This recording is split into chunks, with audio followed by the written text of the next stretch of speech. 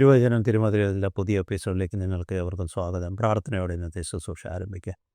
സ്തുതിക്കുന്ന കർത്താവേ, സ്തോത്രം ചെയ്യുന്ന കർത്താവേ, ഞങ്ങളുടെ ദിവാത്സല്യമായ സ്വർഗസ്ഥനാഥ ഒരു പ്രാവശ്യം കൂടെ തൻ്റെ ജനത്തെ ഈ ശുശ്രൂഷയിൽ കൂടെ നയിക്കുവാൻ അങ്ങ് ഒരുക്കുന്ന മനുഷ്യർക്കാർ നന്ദിയോട് സ്തോത്രം. അങ്ങനെ കൃപയുടെ സാന്നിധ്യം അടികളോട് കൂടെ ഉണ്ടായിരിക്കണമെന്ന് പ്രാർത്ഥിക്കുന്ന കർത്താവേ, അന്ന് തന്നെ ശക്തീകരിക്കുകയും ബലപ്പെടുത്തുകയും ചെയ്യണമെന്ന് പ്രാർത്ഥിക്കുന്ന കർത്താവേ, ജനമങ്ങയുടെ വചനമങ്ങയുടെ അടിയനങ്ങയുടെ കർത്താവിനെ അടിയനെ അങ്ങനെ ശ്രേഷ്ഠ കൃപയോടെ ഈ കർത്താവേ എൻ്റെ ശബ്ദത്തോടും വാക്കോടും കണ്ടത്തോടും കൂടെ ഉണ്ടായിരിക്കുക കർത്താവേ. ലളിതമായി കർത്താവ് വചനം തന്നെ ജനത്തിന് എത്തിക്കുവാനും കർത്താവെ അങ്ങനെ പരിശുദ്ധാത്മാവ് ആഴമായി വചനം സ്പർശിക്കുവാനിടയാക്കണമെന്ന് പ്രാർത്ഥിക്കുന്ന കർത്താവെ, അങ്ങയുടെ ജീവിതം കർത്താവെ ഞങ്ങൾ കൂടുതലായിട്ട് ചിന്തിപ്പാൻ മനസ്സിലാക്കുവാൻ ഇതിലൂടെ ഇടയാക്കണമെന്ന് പ്രാർത്ഥിക്കുന്ന അങ്ങയുടെ പരിശുദ്ധാത്മാവ് ഞങ്ങളോട് ആഴമായി സ്പർശിച്ച് ഞങ്ങളെ ശക്തീകരിക്കുകയും ബലപ്പെടുത്തുകയും ചെയ്യണമെന്ന് ഈ സാക്ഷിക്കുന്നു പിതാവ് കേൾക്കണമേ.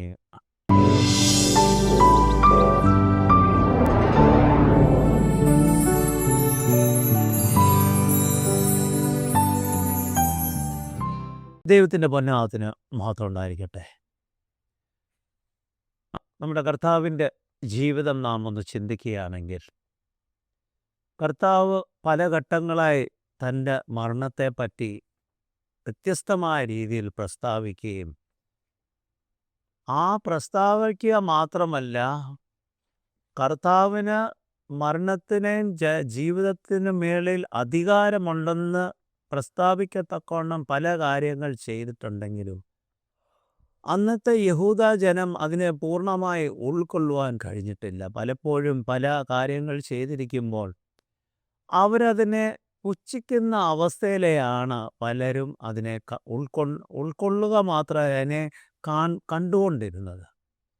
തന്നോടൊപ്പമായിരുന്ന ഇടയന്മാർ പോലും പലപ്പോഴും പല കാര്യങ്ങൾ അവരുടെ ജീവിതത്തിൽ അവരുടെ ചിന്തകളിൽ ചോദ്യചിഹ്നങ്ങളൊക്കെ ഉണ്ടായിരുന്നു.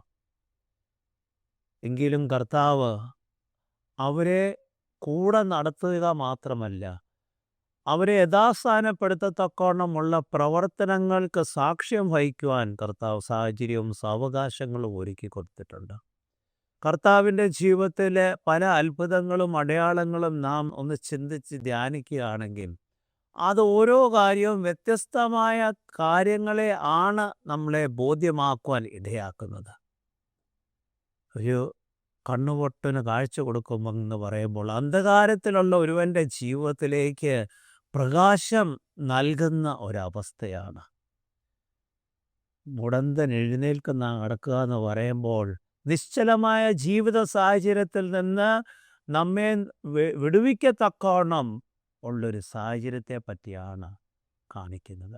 അങ്ങനെ ഓരോ കാര്യങ്ങളും നാം ചിന്തിക്കുകയാണെങ്കിൽ അതിൻ്റേതായ രീതിയിൽ ഉള്ള പ്രവർത്തനങ്ങളാണ് കർത്താവ് നമ്മളെ വചനത്തിൽ നമ്മളെ ബോധ്യപ്പെടുത്തുന്നത്. എങ്കിലും നമുക്കറിയാം, ഒരു വിധവയുടെ മകനെ ജനിപ്പിക്കുന്നതും, അതായത് മരണത്തിൽ നിന്ന് ഉയർത്തെഴുന്നേൽപ്പിക്കും, അവിടെ ഒന്നും കൂടെ നടന്ന ഇടയന്മാരോ ശിഷ്യന്മാരോ അല്ലെങ്കിൽ മറ്റ് ജനമോ അതിനെ അത്രമാത്രം ഉൾക്കൊള്ളുവാൻ കഴിഞ്ഞിട്ടില്ല. കർത്താവിന് മരണത്തിന്മേൽ പൂർണ്ണ അധികാരമുണ്ടെന്നും അല്ലെങ്കിൽ ജീവൻ്റെ മേൽ പൂർണ്ണ അധികാരമുണ്ടെന്നും ഒക്കെ ബോധ്യപ്പെടുത്തത്തക്കവണ്ണം ഒരു കാര്യത്തിലേക്കാണ് പിന്നെ കർത്താവ് തൻ്റെ ശിഷ്യന്മാരെ നയിക്കത്തക്കവണ്ണം ഇടയാക്കുന്നത്. ലാസറിൻ്റെ മരണം യഥാർത്ഥത്തിൽ നാം നോക്കുകയാണെങ്കിൽ കർത്താവ് തന്നെ പറയുന്നുണ്ട്, അത് ദൈവനാമ മഹത്വത്തിനായുള്ളൊരു പ്രവർത്തനമാണ്. ഒരു മരണം എപ്രകാരം ദൈവനാമ പ്രവർത്തനത്തിനായി തീരുവെന്ന് നാം അതിനെ കുറിച്ച് പഠിക്കുമ്പോൾ നാം പലപ്പോഴും അതിൽ പല കാര്യങ്ങൾ ആ സഹോദരിമാർ ചോദിക്കുന്നതും അല്ലെങ്കിൽ മറ്റുള്ളവരുടെ പരാമർശങ്ങളൊക്കെ കേൾക്കുമ്പോൾ എന്തിന് ഇപ്രകാരം ഒരു ജീവിത സാഹചര്യത്തിലേക്ക് അല്ലെങ്കിൽ ഒരു സാഹചര്യം ഒരുക്കപ്പെട്ടെന്ന് നാം ഒന്ന് ചിന്തിക്കേണ്ടിയിരിക്കുന്നു. യോഹന്നാന്റെ സുവിശേഷം 11:3 വായിക്കുമ്പോൾ ആ സഹോദരിമാർ അവന്റെ അടുക്കൽ ആളയച്ച് കർത്താവേ, ഇതാ നിനക്ക് പ്രിയനായവൻ രോഗിയായിരിക്കുന്നു എന്ന് അറിയിച്ചു. അവിടെ രണ്ട് കാര്യം. കർത്താവെ, നിനക്ക് പ്രിയനായവൻ എന്ന് പറയുമ്പോൾ ആ ഒരു കുടുംബമായിട്ട് കർത്താവിന് അപ്രകാരമുള്ള ബന്ധമുണ്ടായി. ബെത്താനിയയിലായിരിക്കുന്ന മാർത്തയും മറിയയുടെയും സഹോദരനായിട്ടാണ് ലാസറിനെ നാം കാണുന്നത്. ഇവിടെ അപ്പം ആ ഭവനമായിട്ട് കർത്താവിന് അപ്രകാരം ഒരു ബന്ധമുള്ളത് കൊണ്ടാണ് കർത്താവിൻ്റെ സന്നദ്ധിയിലേക്ക് ഒരു വ്യക്തിയെ അയക്കുന്നത്. അതായത് നിനക്ക് പ്രിയനായവൻ രോഗിയായിരിക്കുന്നു. ഇന്ന് നാം നമ്മുടെ ജീവിതത്തിൽ നമുക്ക് പ്രിയമായവരൊരുത്തൻ ഒരു വ്യക്തി പ്രതിസന്ധിയിൽ എന്നറിയുമ്പോൾ നാം അതിശീഘ്രം അവിടെ കടന്നു എന്ന് ആ വ്യക്തിയുടെ പ്രതിസന്ധിയിൽ നിന്ന് വിടുവിക്കുവാനോ അല്ലെങ്കിൽ ആ പ്രതിസന്ധി എങ്ങനെ തരണം ചെയ്യത്തക്കൊണ്ടുള്ള സാഹചര്യം ഒരുക്കുവാൻ കഴിയുമെന്നൊക്കെ നാം ചിന്തിക്കുവാൻ അല്ലെങ്കിൽ പ്രവർത്തിക്കുവാൻ ഇടയാകും. പക്ഷെ ഇവിടെ നാം കർത്താവിൻ്റെ പ്രതികരണം കേൾക്കുമ്പോൾ അതിൻ്റെ 11-ന്റെ 4-ാം വാക്യം വായിക്കുമ്പോൾ യേശു അത് കേട്ടിട്ട് ഈ രോഗം മരണത്തിനായിട്ടല്ല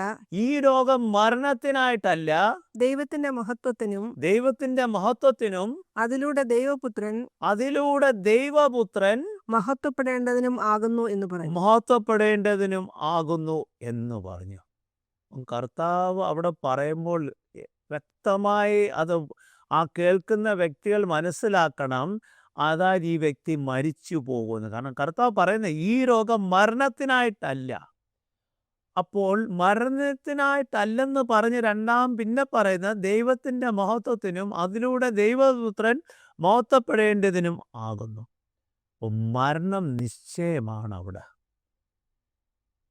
കർത്താവിന് വ്യക്തമായി അറിയാം ലാസർ മരിച്ചു പോകുമെന്ന്. പക്ഷെ അതേ കർത്താവിനറിയാം മരിച്ചു പോകുന്ന ലാസറിനെ ഉയർത്തെഴുന്നേൽപ്പിക്കുക മാത്രമല്ല ജനമധ്യത്തിൽ അതൊരു വലിയ സാക്ഷ്യമായി തീരത്തക്കോണം, അതായത് തന്നെ അയച്ച പിതാവിൻ്റെ കൃപകളിൽ ഈ ജീവൻ്റെ മേലും മരണത്തിന്മേലും പൂർണ്ണ അധികാരമുണ്ടെന്ന് സ്ഥാപിക്കത്തക്കോണമാണ് ഈ സാഹചര്യം അവിടെ ഒരുക്കപ്പെട്ടിരിക്കുന്നത്. അതിൻ്റെ 11-ന്റെ 5-ഉം 6-ഉം വായിക്കുമ്പോൾ യേശു മാർത്തയെയും അവളുടെ സഹോദരിയെയും ലാസറിനെയും സ്നേഹിച്ചു. അവൻ രോഗിയായി കിടക്കുന്നു എന്ന് കേട്ടിട്ടും താൻ അന്ന് ആയിരുന്ന സ്ഥലത്ത് അവൻ 2 ദിവസം കൂടി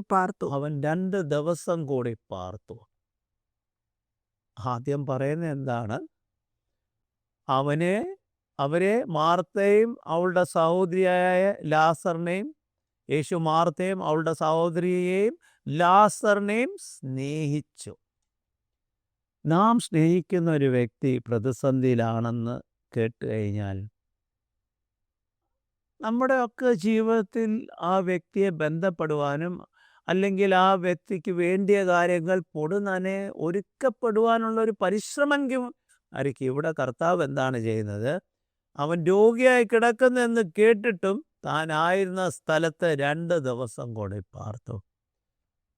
കർത്താവിൻ്റെ കൂടെയുള്ള ശിഷ്യന്മാർ ചിലപ്പോൾ ചിന്തിച്ച് കാണും, എന്തുകൊണ്ടാണ് താൻ സ്നേഹിക്കുന്ന തൻ്റെ ഒരു ഭവനമെന്നുള്ള രീതിയിലുള്ള ഒരു ഭവനത്തിലെ വ്യക്തി ഇത്ര വലിയ പ്രതിസന്ധിയിലായിട്ടും അവിടേക്ക് കടന്നു പോവുക മാത്രം ഉള്ള തിടുക്കം കാണിക്കുക മാത്രമല്ല ആ സ്ഥലത്ത് 2 ദിവസം കൂടെ പാർക്കുന്ന ഒരവസ്ഥ.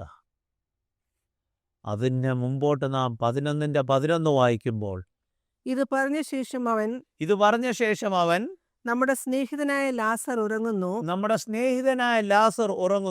എന്നാൽ ഞാൻ അവനെ ഉറക്കത്തിൽ നിന്ന് ഉണർത്തുവാനായി പോകുന്നു എന്ന് അവരോട് പറഞ്ഞു. മറ്റ് പല കാര്യങ്ങൾ അതിൻ്റെ മധ്യത്തിൽ പറഞ്ഞു കഴിഞ്ഞതിൻ്റെ ബാക്കിയായിട്ടാണ് കർത്താവ് പറയുന്നത് അവൻ ഉറങ്ങുകയാണെന്ന്. രോഗിയായി കിടക്കുന്നവൻ ഉറങ്ങുന്ന അവസ്ഥയാണെന്ന്. യഥാർത്ഥത്തിൽ അവിടെ പരാമർശിപ്പിക്കുന്ന എന്താണ്? മരണത്തിൽ നിന്ന് ഉയർത്തെഴുന്നേൽപ്പിക്കുന്നതിനെ പറ്റിയാണ് പറയുന്നത്.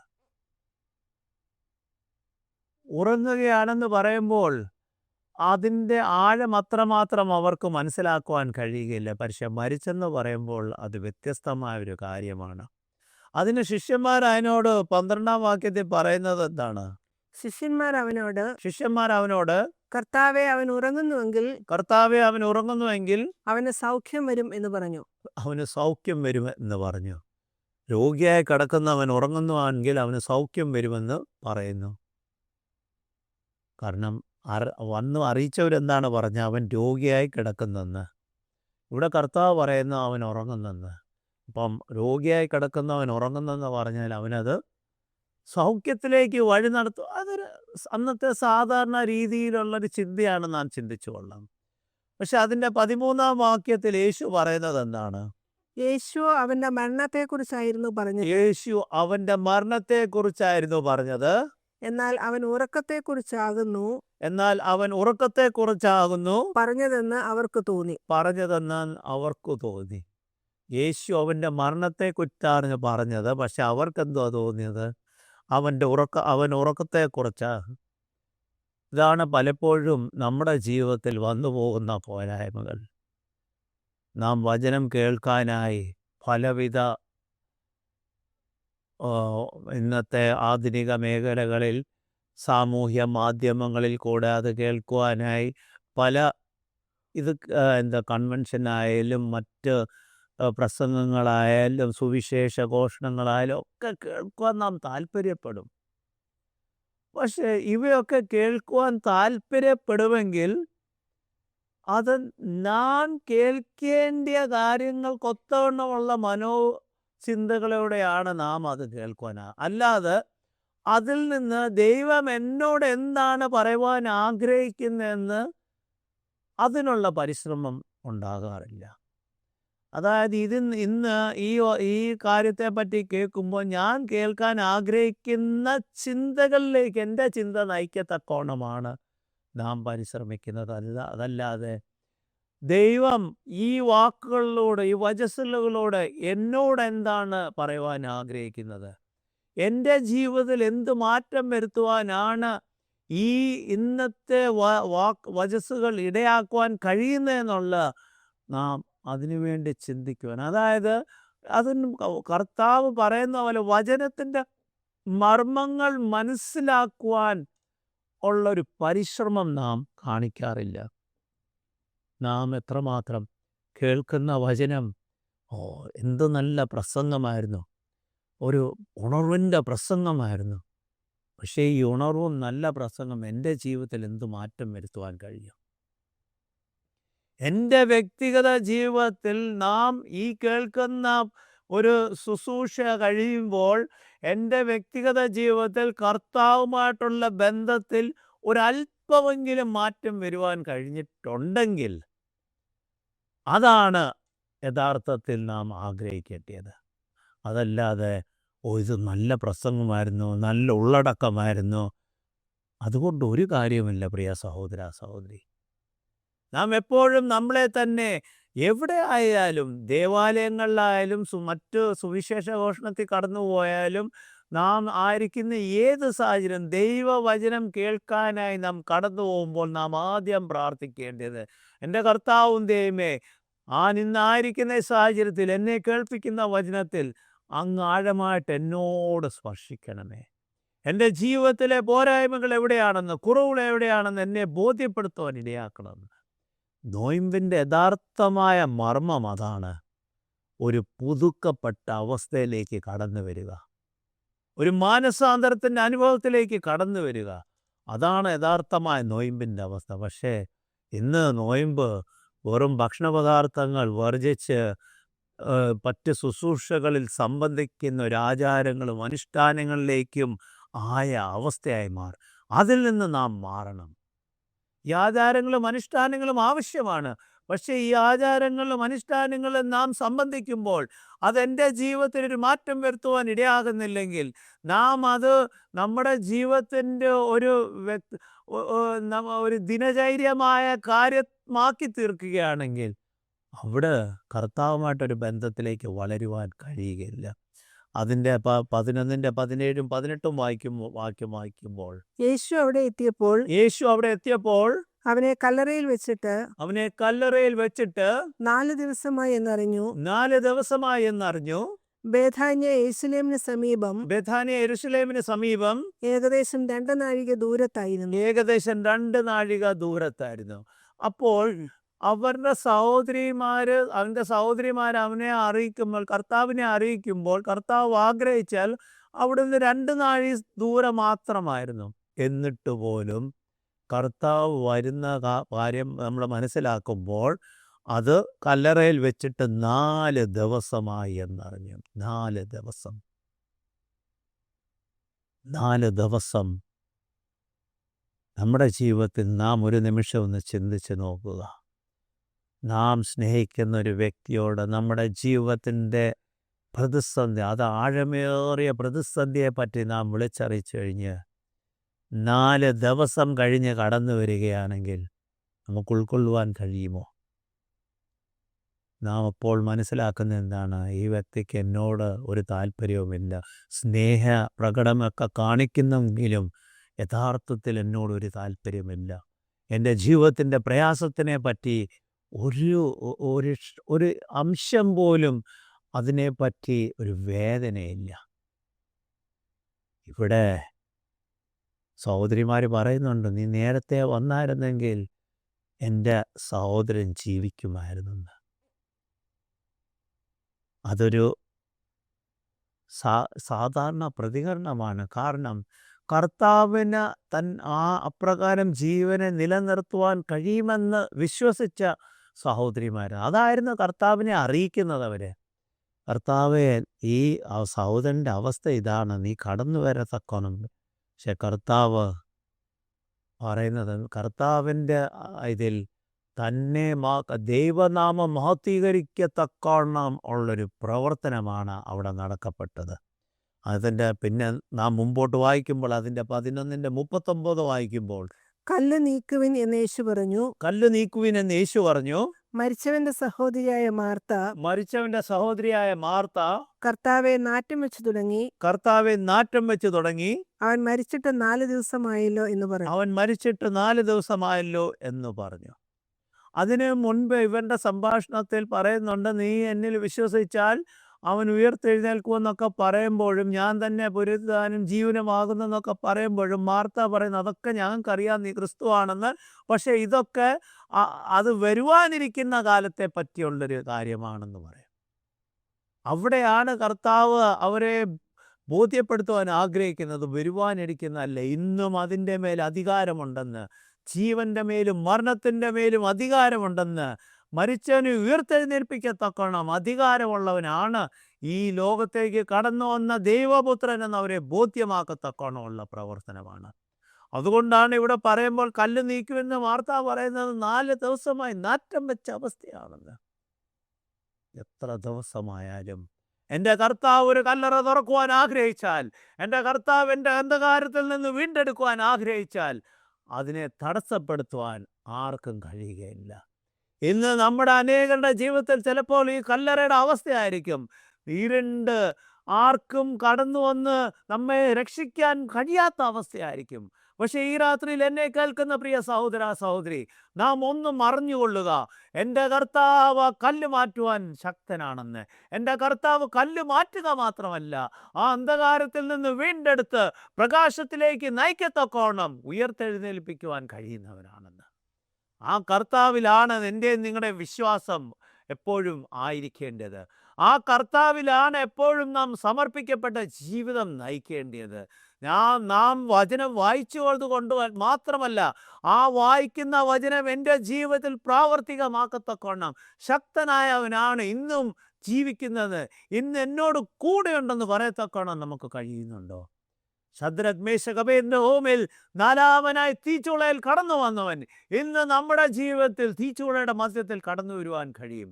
നിങ്ങളുടെ ജീവിതത്തിൽ അന്ധകാരത്തിൻ്റെ കല്ലെന്നുണ്ടെങ്കിൽ ആ കല്ല് മാറ്റി പ്രകാശത്തിലേക്ക് നിങ്ങളെ വീണ്ടെടുക്കത്തക്കോണം കർത്താവ് നമ്മുടെ മധ്യയുണ്ട്. പക്ഷെ ആ കർത്താവിനോടൊന്ന് നമുക്ക് പറയുവാൻ കഴിയുമോ?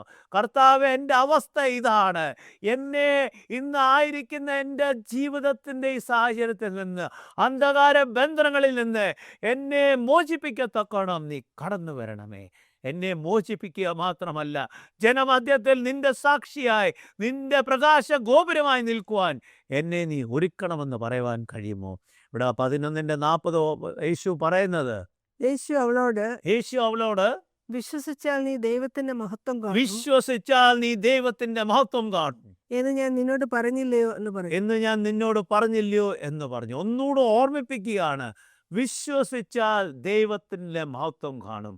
എന്നെ കേൾക്കുന്ന പ്രിയ സഹോദര സഹോദരി, ഈ രാത്രിയിൽ നമുക്ക് ആവശ്യം നമ്മെ വീണ്ടെടുക്കത്തക്കോണം, നമ്മെ വിടുവിക്കത്തക്കോണം, നമ്മുടെ ബന്ധനങ്ങളിൽ നിന്ന് നമ്മളെ മോചിപ്പിക്കത്തക്കോണം എൻ്റെ കർത്താവ് കൂടെ ഉണ്ടെന്ന് വിശ്വസിക്കുന്നെങ്കിൽ ആ വിശ്വാസം നമ്മെ രക്ഷിക്കത്തക്കോണം ഇടയാക്കും. ആ വിശ്വാസം വാക്കിനാളല്ല, വിശ്വാസമല്ല, എൻ്റെ ഹൃദയത്തിൻ്റെ അന്തർഭാഗത്തിൽ നിന്നൊരു പൂർണ്ണ വിശ്വാസം. എൻ്റെ അന്ധകാര ബന്ധനങ്ങളിൽ നിന്ന് എന്നെ വിടുവിച്ച് എൻ്റെ കർത്താവിൻ്റെ മഹത്വത്തിനായി എന്നെ ഉയർത്തെഴുന്നേൽപ്പിക്കുന്നുള്ളൊരു വിശ്വാസം. അതിൻ്റെ മുമ്പോട്ട് വായിക്കട്ടെ, 11 42 വായിക്കുമ്പോൾ അവർ കല്ല് നീക്കി യേശു കണ്ണുകൾ ഉയർത്തി പറഞ്ഞത്, പിതാവേ, നീ എൻ്റെ അപേക്ഷ കേട്ടതിനാൽ ഞാൻ നിന്നെ വാഴ്ത്തുന്നു. നീ എപ്പോഴും എൻ്റെ അപേക്ഷ കേൾക്കുന്നുവെന്ന് ഞാൻ അറിഞ്ഞിരിക്കുന്നു. എങ്കിലും നീ എന്നെ അയച്ചുവെന്നും ചുറ്റും നിൽക്കുന്ന ജനക്കൂട്ടം വിശ്വസിക്കേണ്ടതിന് അവർ നിമിത്തം ഞാൻ പറയുന്നു. സ്വന്തം കഴിവിൽ ആശ്രയിക്കാതെ പിതാവിനെ മഹത്വീകരിക്കത്തക്കോന്നുള്ളൊരു പ്രാർത്ഥന.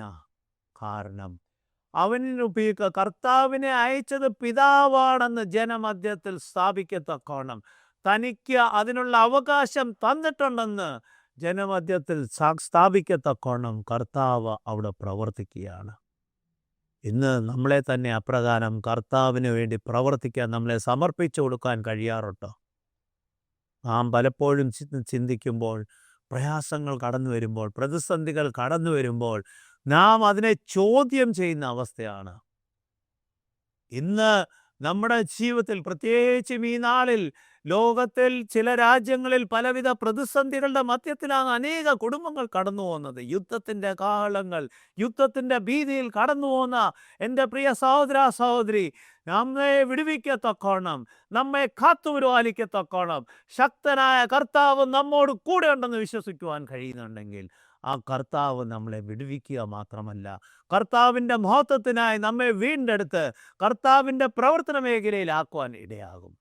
ഇവിടെ അതാണ് നടക്കുന്നത്.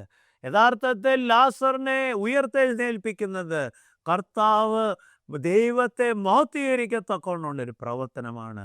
അന്ധകാര ശക്തികളുടെ മേൽ, ബന്ധനങ്ങളുടെ മേൽ, മരണത്തിൻ്റെ മേൽ അധികാരം തനിക്ക് കൊടുത്തിട്ടുണ്ടെന്ന് സ്ഥാപിക്കത്തക്കൊണ്ടുള്ളൊരു കാര്യമാണ്. അതിനെക്കാട്ടി ഉപരി തന്നെ ആ ക്രൂശ് മരണം കഴിഞ്ഞ് കല്ലറയിൽ വെക്കുമ്പോൾ ആ കല്ലറകളുടെ വാതിൽ തുറന്ന് ഉയർത്തെഴുന്നേൽക്കുന്ന കർത്താവിൻ്റെ ജീവിത സാക്ഷ്യം കൂടെയാണ് അവിടെ കാണിക്കുവാൻ ഇടയാക്കിയത്. അതിൻ്റെ ഏറ്റവും അവസാനമായി യോഹന്നാന്റെ പുസ്തകം 11:43-44 വായിക്കുമ്പോൾ ഇങ്ങനെ പറഞ്ഞ ശേഷം അവൻ ലാസറെ പുറത്തു വരിക എന്ന് ഉറക്കെ വിളിച്ചു. മരിച്ചവൻ പുറത്തു വന്നു. അവന്റെ കൈകാലുകൾ ശീല കൊണ്ട് കെട്ടിയിരുന്നു. മുഖം റൂമാൽ കൊണ്ട് മൂടിയിരുന്നു. അവന്റെ കെട്ടഴിക്കുവിൻ. അവൻ പോകട്ടെ എന്ന് യേശു അവനോട് പറഞ്ഞു. മരിച്ചവൻ, ഇതൊക്കെ കെട്ടി വെച്ചിരിക്കുന്ന ഒരു വ്യക്തിയാണ് എഴുന്നേറ്റ് നിൽക്കുന്നതെന്ന് നാം മനസ്സിലാക്കണം. അപ്പോൾ നമ്മുടെ ബന്ധനങ്ങളെ തകർത്തുകൊണ്ട്, ആ ബന്ധനങ്ങളെ അഴിച്ചു മാറ്റി ജീവിതത്തിലേക്ക് കൂട്ടിക്കൊണ്ടുവരുവാൻ കഴിയുന്ന കർത്താവ് നമ്മോട് കൂടെ ഉണ്ടെന്ന് വിശ്വസിക്കണം. നമ്മുടെ കർത്താവിൽ അസാധ്യമായ ഒരു കാര്യമില്ല. പ്രിയ സഹോദര സഹോദരി, ഇന്ന് നാറ്റം വെച്ച അവസ്ഥ എന്നുള്ള ജീവിതമാണെങ്കിൽ അതിൽ നിന്ന് മാറ്റുവാൻ എൻ്റെ കർത്താവിന് കഴിയും. അന്ധകാര ബന്ധനങ്ങളുടെ കല്ലിൽ നമ്മളെ താഴ്ത്തിയ അവസ്ഥയാണെങ്കിൽ ആ കല്ല് മാറ്റി വീണ്ടെടുക്കുവാൻ, ബന്ധനങ്ങൾ അഴിക്കുവാൻ കഴിയുന്ന കർത്താവുണ്ട്. അതുകൊണ്ട് എന്നെ കേൾക്കുന്ന പ്രിയ സഹോദര സഹോദരി, നമ്മളെ തന്നെ ദൈവസാന്നിധ്യത്തിൽ ആ വിശ്വാസത്തിൻ്റെ നിറവിലൊന്ന് രാത്രിയിൽ പ്രാർത്ഥിക്കാം. എൻ്റെ കർത്താവെ, എന്നെ വിടുവിക്കണം. നമ്മുടെ കണ്ണുകളെ അടയ്ക്കാം. സ്തുതിക്കുന്ന കർത്താവെ, സ്തോത്രം. ഈ കർത്താവെ, ഞങ്ങളുടെ ദിവാത്സല്യമായ സ്വർഗ്ഗസ്നാഥ, രാത്രി ഞങ്ങളെ തന്നെ സമർപ്പിക്കുകയാണ് കർത്താവെ. ഞങ്ങളുടെ ഈ അന്ധകാരമുള്ള ബന്ധനങ്ങളിൽ നിന്ന് വിടുവിച്ച് അങ്ങയുടെ മഹത്വത്തിനായി ഞങ്ങളെ എഴുന്നേൽപ്പിക്കണമെന്ന് പ്രാർത്ഥിക്കുന്ന കർത്താവെ, ഇന്ന് ഞങ്ങളെ ചുറ്റിയിരിക്കുന്ന അന്ധകാരം, ഞങ്ങളെ ചുറ്റിയിരിക്കുന്ന ബന്ധനങ്ങൾ കർത്താവെ, അത് വിടുവിക്കുവാൻ അങ്ങേക്ക് മാത്രമേ കഴിയുകയുള്ളൂ കർത്താവെ. അങ്ങ് വിടുവിക്കുക മാത്രമല്ല, ജനമധ്യത്തിൽ അങ്ങേക്ക് വേണ്ടി സാക്ഷ്യം പറയത്തക്കോണം ഞങ്ങളുടെ നാവിനെ ശക്തീകരിക്കുകയും ബലപ്പെടുത്തുകയും ചെയ്യണമെന്ന് പ്രാർത്ഥിക്കുന്ന കർത്താവെ. ഞങ്ങളെ വിടുവിക്കുന്ന ദൈവമെന്ന് അനേകരോട് സാക്ഷ്യം പറയുക, ഞങ്ങളെ ഓരോരുത്തരെയും നീ സഹായിക്കണമെന്ന് പ്രാർത്ഥിക്കുന്നു. ഈ നോയമ്പ് കാലം യഥാർത്ഥത്തിൽ എൻ്റെയും നിങ്ങളുടെയും ജീവിതം കർത്താവ് ആഗ്രഹിക്കുന്ന രീതിയിൽ മാറ്റപ്പെടുത്തത്തക്കോണം ഈ വാക്കുകളും വചസ്സുകളും ഇടയാക്കട്ടെ എന്ന് പ്രാർത്ഥിക്കുന്നു. എല്ലാം അങ്ങയുടെ നാമത്തിൽ സഹായിക്കുകയും വഴി നടത്തുകയും ചെയ്യണമെന്ന് യേശു സാക്ഷിക്കുന്നു. പിതാവ് കേൾക്കണമേ. ആമേൻ. ദൈവം നമ്മെ അനുഗ്രഹിക്കട്ടെ.